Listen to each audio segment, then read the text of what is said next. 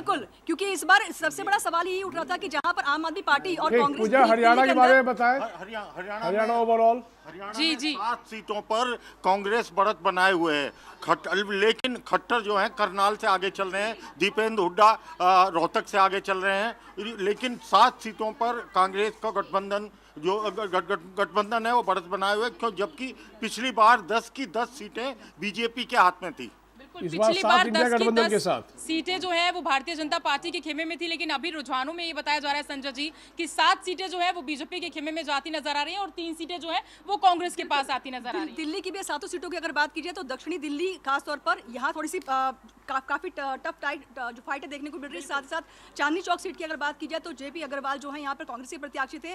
बताया जा रहा है कि फिलहाल वो यहाँ पर प्रवीण खंडेलवाल के मुकाबले में आगे चल रहे हैं कई भारी मतों से। और साथ ही साथ अगर बात की जाए उत्तर प्रदेश की तो उत्तर प्रदेश की गाजीपुर सीट, क्योंकि ये काफी हाई प्रोफाइल सीट भी है, और साथ ही साथ मुख्तार अंसारी के निधन के बाद यहाँ पर उनके भाई अफजाल अंसारी, जिनको ले कहा जा रहा था कि वो यहाँ पर संवेदना बटोर सकते हैं और इस सांत्वना वाले जो वोट होते हैं वो खींच भी पाएंगे। और जानकारी मिल रही है कि यहाँ पर 3000 मतों से वो आगे चल रहे हैं और पारस नाथ राय जो है वो भारतीय जनता पार्टी के प्रत्याशी वो पीछे चल रहे हैं।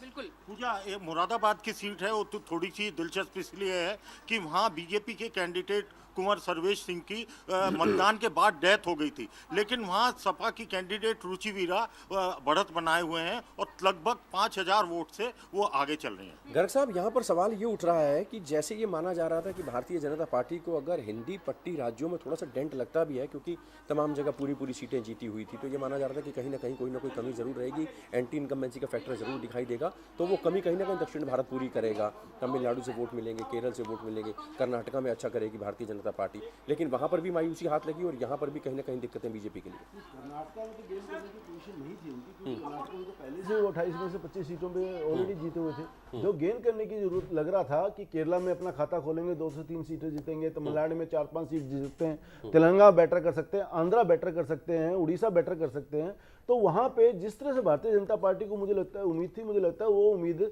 अभी पूरी जो रुझान दिख रहे हैं उससे लग रहा है कि वो उम्मीद पूरी होते दिख नहीं रही। इसलिए एनडीए गठबंधन जो है, अपना जो एनडीए गठबंधन वो 353 से 258 पे दिख रहा है, यानी 50 से ज्यादा सीटें, 55 सीटें करीब। कितना बड़ा फेरबदल आप अगले 2 घंटे में देखते हैं या करीब यही? मुझे ऐसा लगता है कि ज्यादा बड़ा फर्क नहीं आएगा। हो सकता है कि आने वाले समय में ये 300 क्रॉस कर जाए। सरकार मुझे दोबारा एनडीए की ही बनती दिख रही है। बट 300 क्रॉस करने का मतलब है कि वो एक ऐसा बहुमत जहां कि आप फिर कोई सवाल नहीं उठा सकते कि ये सरकार ने किसी की मतलब कोई काम नहीं किया। नहीं, इसमें तो कोई शक नहीं। देखे, मैं आपको एक चीज बता दूं, एंटी इनकम्बेंसी फैक्टर ने कई जगह काम किया है। जैसे हम उत्तर प्रदेश में देख रहे हैं, राजस्थान में देख रहे हैं, हरियाणा में देख रहे हैं, ये काम किया है, क्योंकि जहां पे आप मैक्सिमम पे थे, 100 पे थे, वहां पे आपको नीचे ही आना पड़ेगा। लेकिन ये बात भी सही है कि जिस तरह से विपक्ष ने धारणा बनाई थी कि कुछ नहीं हुआ, कुछ नहीं काम हुआ, तो कम से कम ये जो रुझान है ये तो ऐसा नहीं मानते। अगर सरकार रिपीट हो रही है तो इसका मतलब देश में को अभी भी मोदी पर खेमचंद शर्मा, अगर सरकार रिपीट होती है तो कहीं ना कहीं देश को मोदी पर भरोसा है। अगर उत्तर प्रदेश की बात करें, वहां पर कौन सी एंटी इनकम्बेंसी है जो दिख रही है? सांसदों की एंटी इनकम्बेंसी थी, उनके चेहरों को आपने हटाया, नए चेहरे लेकर आए, या स्टेट की एंटी इनकम्बेंसी है? राज्य सरकार से भी कई बार संतुष्ट नहीं होते लोग, तो उसके बाद केंद्र की तरफ केंद्र को खामियाजा भुगतना बावजूद इसके कि आप एक दावा करते हैं कि राम को आप लेकर आए वहां। कोहली जी, एक चीज मैं जोड़ना चाहता हूं, उत्तर प्रदेश में सबसे ज्यादा वो सीटों को रिपीट किया गया है सांसदों को। अगर इनकम्बेंसी फैक्टर लगेगा, एंटी इनकम्बेंसी, तीसरा शतक फिर लगाया, काफी देर के बाद तीसरा शतक लाया। पहले 311, 318 तक भारतीय जनता पार्टी एनडीए पहुंचा था, फिर उसके बाद 280, 290 तक चल रहा था, अब 301 फिर से एक। शर्मा जी बताइए। शर्मा जी, अभी एनालाइज करेंगे 2 घंटे के बाद तो पता चलेगा क्या स्थिति है। वो तो सभी पार्टियां, वो जिनसे पूछता वो यही कहते हैं 2 घंटे और वेट कर लीजिए।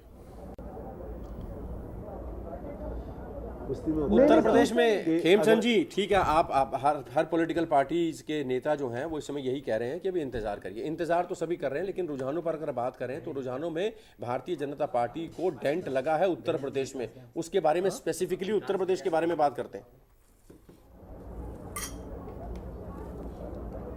जी, बताएं। उत्तर प्रदेश में डेंट लगा है, बीजेपी को भरपाई नहीं हो पा रही है और ये बड़ा सेटबैक होना चाहिए। कॉफी भिजवा दो यार। नहीं, कोई सेटबैक नहीं होगा। मैं आपको कह रहा हूं कि जैसे ही 1.5-2 घंटे बाद ये रुझान बदलेंगे